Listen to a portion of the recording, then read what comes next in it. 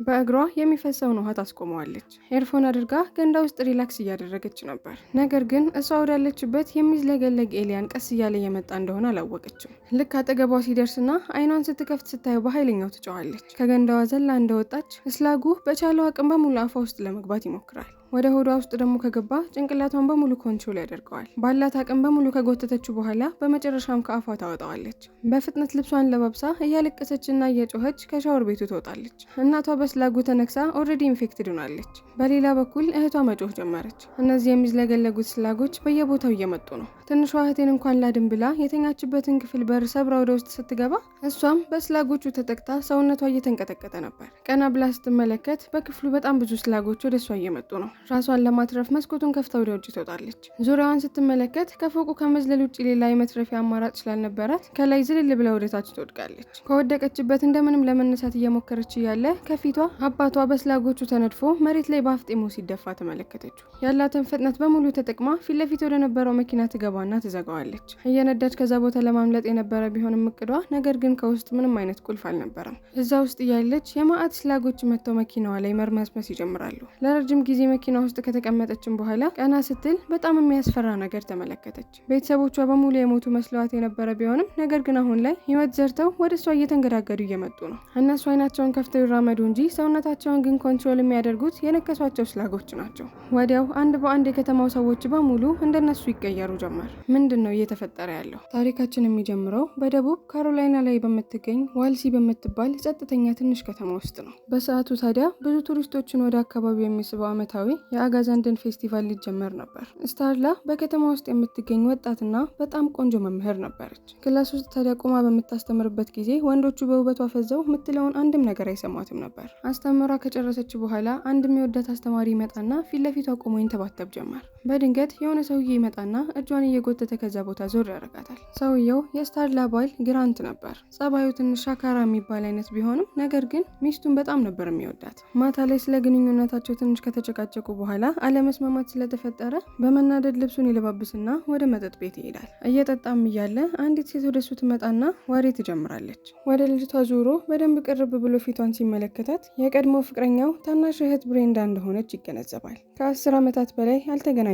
ነበር። እየተነጋገሩና እየጠጡ ሳለ ወዲያው ወሬያቸውና ስካራቸው ወደ አንድ ጫካ እያንገዳገደ ይወስዳቸዋል። ብራንዳ ግራንትን ለዓመታት ተወደው ነበር። በስሜት መሳሳም ይጀምራሉ።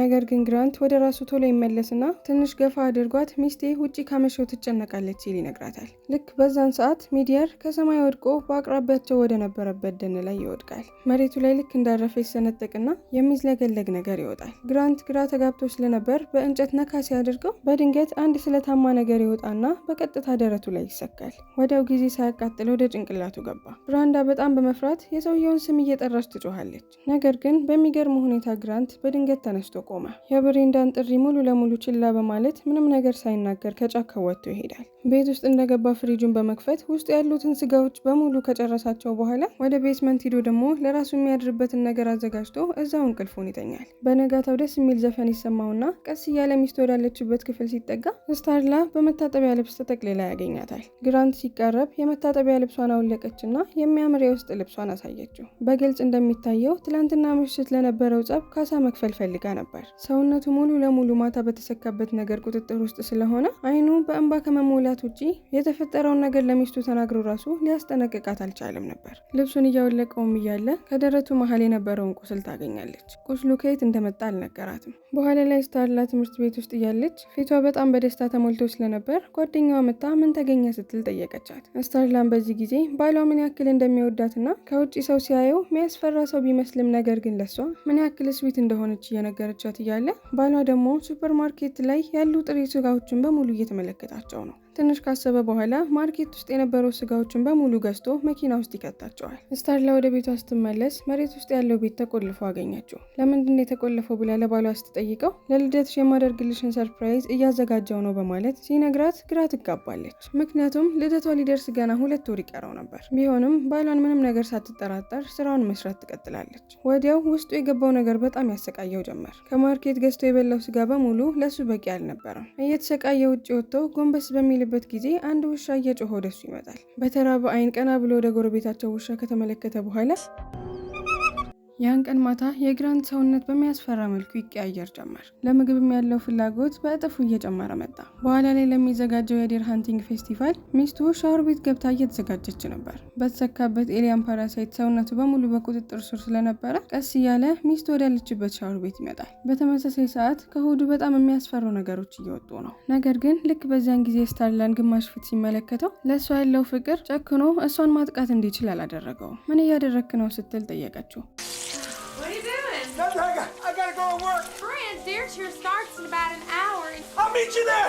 ስታርላን መጉዳት ስላልቻለ ፊቱን ዘወር አድርጎ በቀጥታ ወደ ብሬንዳ ቤት ይሄዳል። ብሬንዳ በሩን ከፍታ እሱን ስትመለከት በጣም ደነገጠች። ያን ምሽት ላይ ጫካ ውስጥ የሞተ መስሏት ነበር። ነገር ግን ለጥያቄዎቿ ምንም አይነት መልስ አልመለሰላትም። ይልቅ ሸሚዙን ይከፍትና ሆዱን ቀደው የሚወጡ በጣም የሚያስፈሩ ነገሮችን አሳያት። ፊት ለፊቷ የሚከሰተውን ነገር ተመልክታ ለመከላከል ምንም ጊዜ አልነበራትም። ቴኒካሎቹ ሆዷን በስተው ወደ ውስጥ ከገቡ በኋላ እንቁላሎቹን ወደ ሰውነቷ ማስገባት ጀመሩ። ይህ በእንዲህ እንዳለ ስታርላ ፓርቲ ላይ ባሏን እየጠበቀችው ነበር። ነገር ግን ግራንት አልመጣም። እዛው የነበረ ቢል የሚባል የከተማ ፖሊስ አዛዥ ነበርና ወደ እሷ አቀረበ። ከዚህ በፊት ፍቅረኛዋ ነበር። ነገር ግን ስታርላ ወደ ሆሊውድ ለመሄድ በጣም ትመኝ ስለነበርና ቢል ግን ፖሊስ ለመሆን መርጦ ስለነበር በመጨረሻም ተለያዩ።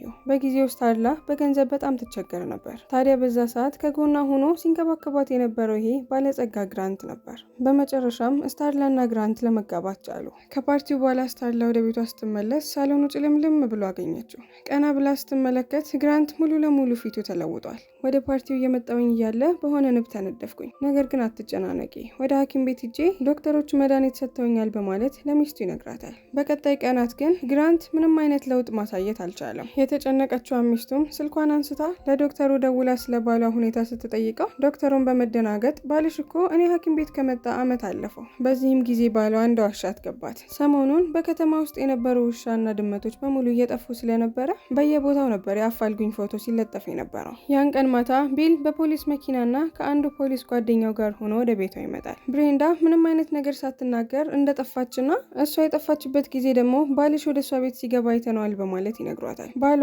የመጀመሪያ ተጠርጣሪ እንደሆነ ታዲያ ሚስትየው ስትሰማ ባሌ እንደዚህ አይነት ነገር በፍጹም አያደርግም ስትል ተከራከረቻቸው።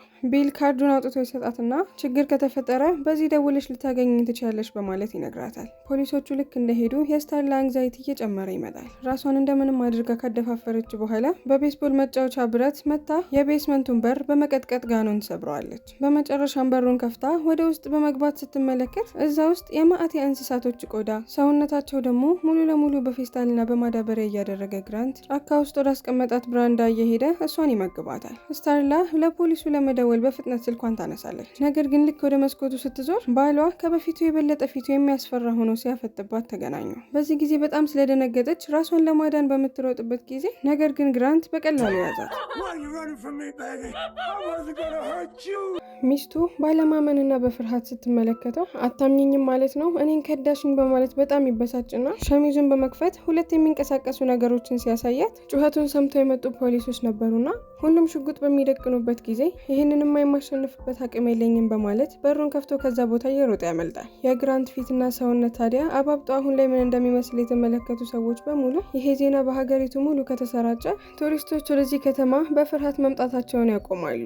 ስለዚህ ግራንትን ቶሎ ብላችሁ በቁጥጥር ስር አውሉት የሚል ትዕዛዝ ፖሊስ ጣቢያ ላይ ተሰጣቸው። በቢል ትንታኔ መሰረት አብዛኞቹ የእንስሳቶች መጥፋት የተከሰቱት በከብት እርባታ ቦታዎች አቅራቢያ ነበር። ግራንት በአካባቢው ስጋ እየሰበሰበ ሊሆን ስለሚችል በቀጣይ ምሽት የሚቀጥለው እርባታ ላይ መገኘቱ ስለማይቀር እዛ ሁሉም መሳሪያቸውን ይዘው ተዘጋጅተው እሱን ለማጥመድ ወሰኑ። ሁሉም መሳሪያቸውን በመያዝ እቅዳቸውን የሚተገብሩበት ቦታ ሊሄዱ ሲሉ ስታርላ በፍጥነት መታ መንገዳቸውን ትዘጋባቸዋለች። ግራንትን ያገባሁት ለብሩ ብቻ ሳይሆን በጣም ስለምወደው ነው። ባሊያ ሞት ነው እንጂ ወደ ጭራቅነት ተቀይሮ አይደለም፣ እባካችሁ እንዳትጎዱት እያለች ትማጸናቸዋለች። ልመናዋ ሲበረታባቸው ሳይገሉት ባለበት ሁኔታ በህይወት አስረው እንደሚያመጡ ቃል ገቡላት። ያን ምሽት ፖሊሶቹ በእርሻው ዙሪያ በሙሉ አድፍጠው ይጠብቁ ጀመር። የሎካል አዳኞች ራሱ በገዛ ፈቃዳቸው እኛም የምታደርጉት ነገር ላይ እንሳተፋለን በማለት ሁሉም መጠባበቅ ጀመረ። ሁሉም እዛ በተቀመጡበት ኖርማል ወሬያቸውን እያወሩ ነበር። ነገር ግን በድንገት ምን እንደሆነ ምንነቱ የማይታወቅ ነገር ረጃጅም እንደ እባብ የሚንቀሳቀሱ ነገሮችን ፊት ለፊቱ የነበረው እንስሳ ሰውነት ላይ ይጠመጥመዋል። ቢል አሁን ላይ ቀጣይ ምን ማድረግ አለብን እያለ እያሰበ እያለ ስታርላ ሳትታዘዝ ቶሎ ብላ በሩን ከፍታ የባሏን ስም እየጠራች ትጠጋው ጀመር። አሁን ላይ ፊት ለፊቷ ቆሞ እየተመለከተችው ያለችው ነገር ከዚህ በፊት ሰው ሆኖ የሚያውቅ ነገር ራሱ አይመስልም። ነገር ግን በዚህ ሁኔታ ውስጥም እንኳን ሆና ቃላቶቿን ተጠቅማ ባሏን ካለበት ነገር ለመመለስ እየሞከረች ነው። እሱን ለማዋራት እየሞከረች፣ ፖሊሶቹ ደግሞ ቀስ ቀስ እያሉ ይከቡት ጀመር። ነገር ግን አንድ አዳኝ ትዕግስት አጥቶ ከግራንት ፊት ለፊት ይቆምና በኃይለኛ በሚጮህበት ጊዜ ግራንት በቅጽበት ሰውየውን ሁለት ቦታ ይከፍለዋል። ይህንን የተመለከተው ቢል ወዲያውኑ እንዲተኩሱ አዘዘ። ግራንት በሰዓቱ ግዙፍ ቢሆንም ነገር ግን ጥይቶቹን በቀላሉ አምልጦ ወደ ጫካው ይገባል። ቡድኑ በፍጥነት ተከተለውና ብዙም ሳይቆይ ብሬንዳ ታስራ የነበረችበትን ትንሽ ቤት ያገኛሉ። ነገር ግን ወደ ውስጥ ሲገቡ በተመለከቱት ነገር ሁሉም ነበር የደነገጡት። ብሬንዳ በጣም አብጣ፣ ሰውነቷ በሙሉ ግዝፍ ብሎ እሷ ነበረች አልነበረችም የሚለው ነገር ራሱ በጣም ግራ አጋባቸው። በዛም ሁኔታ ላይ ሆና ፊት ለፊቷ ያሉትን ፖሊሶች ስትመለከታቸው እባካችሁ ርቦኛል፣ የሆነ ነገር መግቡኝ እያለች ትለምናቸዋለች። በሚያዩት ነገር ደርቀው ቀርተው ምንም ነገር ሳይሉ በድንገት ሰውነቷ ይፈነዳል። ሰውነቷ ታዲያ እንደ አፉፋ በሚፈነዳበት ጊዜ በጣም ትንንሽ የሆኑ ባዕድ ፍጡራኖች ከአካሏ ማውጣት ጀመሩ። ቢል በፍጥነት የስታርላን አፍ ግጥም አድርጎ ያዛት። ነገር ግን የተቀሩት የከተማ ሰዎች እድለኞች አልነበሩም። ከፍተኛ ቁጥር ያላቸው እነዚህ ፍጡራኖች በእርሻ አካባቢ ያሉ ቤቶች በሙሉ እየገቡ ሰዎችን እንዳለ ያበላሿቸው ጀመር። ታዲያ ፊልሙ ሲጀምር መጀመሪያ ተመልክተናት የነበረችው ካይሊ በፍጥነት መኪና ውስጥ ገብታ በመደበቋ ምክንያት እስካሁን ድረስ በህይወት ለመቆየት ችላ ነበር። መኪና ውስጥ ሆና ፍርሃት እያንቀጠቀጣት፣ የተጠቁት ወላጆቿ ደግሞ ዙሪያዋን ከባዋት መኪናውን እየቀጠቀጡት፣ በተመሳሳይ ሰዓት ደግሞ ቢል ራሳቸውን የሳቱትን ፖሊሶችን በሙሉ ወደ ውጭ እያወጣ ያስተኛቸዋል። ሊደውል ሲሞክር ሲግናሎቹ በሙሉ ተቆርጠው ስለነበር እነሱን ሊረዱ የሚችሉ ፖሊሶችን ለመጥራት ሬዲዮን ለመጠቀም ወሰነ። ልክ ቢል ከዛ ቦታ እንደሄደ አንዱ ፖሊስ ይነሳና ድምፁን እንደ ግራንት አስመስሎ ማውራት ይጀምራል። ይህንንም ያደረገበት ምክንያት እነዚህ ኤሊያን ፍጥረቶች የሚጋሩት አንድን ጭንቅላት ብቻ ስለነበር ነበር። መጀመሪያ ደግሞ የተጠቃው ባሏ ስለነበር አሁን ላይ የተለከፉት ሰዎች በሙሉ የሚያስቡት የሚናገሩትና የሚራመዱት ራሱ የባልየውን ጭንቅላት በመጋራት ነው። ሁሉም ወደ ስታርላ ዞረው እኛን ተከተይን፣ ተቀላቀይን እያሉ ሊያሳምኗት መሞከር ጀመሩ። ልትተኩስባቸው ስትል ጥይቱ አልቆ ስለነበር ከአንዱ ጋር ሁና ለህይወታቸው መሮጥ ይጀምራሉ። ቢል ታዲያ ፖሊሶች መኪናቸውን ያስቀመጡበትን ቦታ ለማግኘት ወደዛ እየሄደ እያለ ካይሊ ከመኪናው በመውጣት ከከበባት ቤተሰቦች አምልጣ እየሮጠች ወደ ፖሊሱ ትሄዳለች። ጊዜ ሳያቃጥሉ መኪናቸው ውስጥ ይገቡና ማዮርና ስታርላንም መኪናቸው ውስጥ አስገብተው ቢል እየነዳ ይሄዱ ጀመር። መኪና ውስጥ ያለውን ሬዲዮ በመጠቀም ወደ አንድ ስቴሽን ይደውልና ወዳሉበት አካባቢ ተጨማሪ ፖሊሶችን እንድትጠራላቸው ይነግራታል። ነገር ግን እነዚህ ትናንሽ የሆኑ ኤሊያኖች ኦልሬዲ ሬዲዮ ስቴሽኑን እየተቆጣጠሩት ነበር። ልክ ስልኩን እንደዘጋችው ደም ሲንጠባጠብ ትመለከትና ወደ ላይ ቀና ስትል ባየችው ነገር በጣም በመደናገጥ ቦታውን በጩኸት ታቀልጠዋለች። ካይሊ መኪና ውስጥ ሆና ቤተሰቦቿ ሲያደርጉ የነበረውን ያየችውን ነገር ለፖሊሱ ስትነግረው ኢንፌክትድ የተደረጉት በሙሉ የግራንትን ጭንቅላት አንድ ላይ እንደሚጠቀሙ ይገባዋል። አሁን ላይ የግራንት ዓላማ እዚህ ምድር ላይ ያሉትን በሙሉ መቆጣጠር ሲሆን ይሄ እንዳይሆን ከፈለጉ ደግሞ ብቸኛ ማድረግ የሚችሉት ነገር እሱን መግደል ነው። ሳያስቡት ከጎን ፍሬኑን የበጠሰ መኪና ይመጣና ያጋጫቸዋል። ቢል ራሱን ከሳተበት ሲነቃ ኢንፌክትድ የሆኑ ሰዎች በሙሉ መኪናቸውን እየከበቡት ነው።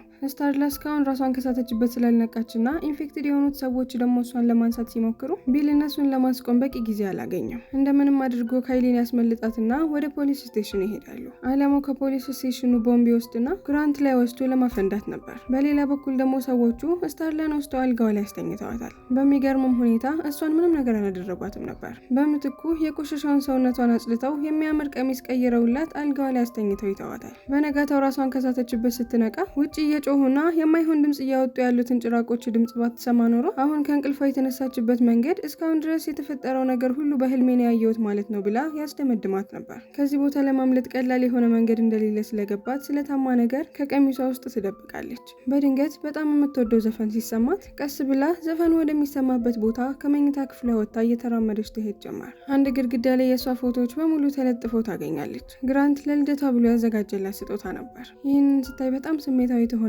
ማልቀስ ትጀምራለች። ወደ ቀጥሎ ያለው ክፍል ስትገባ ባሏ ቦክቶና ተለጥጦ በሚዘገንነው ሰውነቱ ክፍሉን በሙሉ ሞልቶት ነበር። ከእግሯ ጀምሮ ሙሉ ሰውነቷን እየጠቀለለ ሲመጣ አሁን ላይ ባሏ እንደሞተና ፊት ለፊቷ የምታየው ነገር ደግሞ ጭንቅላቱን እየተቆጣጠረ ያለው ሙሉ ለሙሉ ሌላ የሆነ ፍጡር እንደሆነ ይገባታል። ነገር ግን ድሮ ያሳለፉት ነገሮች በሙሉ ውስጡ ስለነበረ እያለቀሰች ያሳለፏቸውን ጥሩ ነገሮች በሙሉ ለማስታወስ ትሞክራለች። እሱን በምትለው ነገር ልቡ እየተነካ ፊቱን ቀስ አድርጎ ወደ እሷ እያስጠጋ እያለ ቅድም እግሯ ውስጥ ደብቀው የነበረውን ስለት ታነሳና ጭንቅላቱ ላይ ትሰካበታለች። በዚህም ጊዜ በአንድ ጥፊ ከግድግዳ ጋር ያላትማታል። በዛች ቅጽበት ቢል ደግሞ ቦምቡን ይዞ ወደ ቤቱ ደርሶ ነበር። ልክ የያዘውን ቦምብ ሊወረውርበት ሲል በረጅሙ እጁን ይመታውና ያስጥለዋል። ቢል ጊዜ ሳያቃጥል የወደቀውን ቦምብ በደንብ አድርጎ መፈለግ ጀመረ። ልክ አገኘሁት ብሎ ተደስቶ ሳይጨርስ ግራንት አሁንም ያነሳውና ወደ መስታወቱ በኃይለኛው ይወረውረዋል። ይዞት የነበረውን ቦምብ ቢሆን አጠገቡ ወደ ነበረው መዋኛ ገንዳ ውስጥ ይገባና ያለ ጥቅም ዝም ብሎ ይፈነዳል። ግራንት አሁንም ቢሆን ወደ ቢል እጁን እየላከ ነው። አንዱን በእጁ ለመያዝ ቢያስችለውም ነገር ግን አንዱ ኦልሬዲ ሆዱ ላይ ተሰክቶበታል። ሆድ ውስጥም በሚያሳምም ሁኔታ ትላትሎችን እየከተተበት የነበረ ቢሆንም ነገር ግን በዛ ስቃይም እንኳን ሆኖ ወደ ጎን ዞር ሲል ታንክ ይመለከታል። ወዲያው ያለውን አቅም በሙሉ ተጠቅሞ የግራንትን አንድ እጅ ይዝና አጠገቡ ያለውን ታንክ ይበሳበታል። እሱንም መንገድ አድርጎ ፕሮፔን ጋዙ ወደ ግራንት ሰውነት ለጉድ ይገባል። ግራንትን በዚህ ጊዜ በጣም ትልቅ አደጋ ሊፈጠር እንደሆነ ይሰማዋል። ከታንኩም ለማላቀቅ በሚሞክርበት ጊዜ ነገር ግን ቢል በሚችለው አቅም በሙሉ ሁለቱን አጣብቆ ነበር የያዛቸው። ስታርላ መሬት ላይ ያገኘችውን ሽጉጥ በፍጥነት ታነሳና ባሏ ላይ ስትደቅንበት አይን ለአይን ይፋጠጡ ጀመር። ወዲያው ያለምንም ማንገራገር ስትተኩሰው የግራንት ሰውነት ሙሉ ለሙሉ ይፈነዳል። ሰውነቱ በሚፈነዳበት ጊዜ ታዲያ በሱ ኢንፌክትድ የሆኑት ሰዎች በሙሉ ባሉበት ራሳቸውን እየሳቱ መውደቅ ጀመሩ። አሁን እዚህ ካሉት ከ3 ሰዎች ውጪ ከተማዋ ላይ የተረፈ አንድም ሰው አልነበረም። የፊልሙ መጨረሻ ላይ አንዲት ድመት እየተራመደች ትመጣና ፈንድቶ መሬት ላይ የወደቀውን የግራንትን ብሬን መላስ ትጀምራለች። በመጨረሻም ድመቷ አሰቃቂ የሆነ ድምጽ ስታወጣ ያሰማንና ፊልሙ እዚህ ጋር ያበቃል። ፊልሙ ከተመቻችሁ ሰብስክራይብ፣ ያልተመቻችሁ ነገር ካለ ደግሞ ኮሜንት ላይ አስቀምጡልኝ።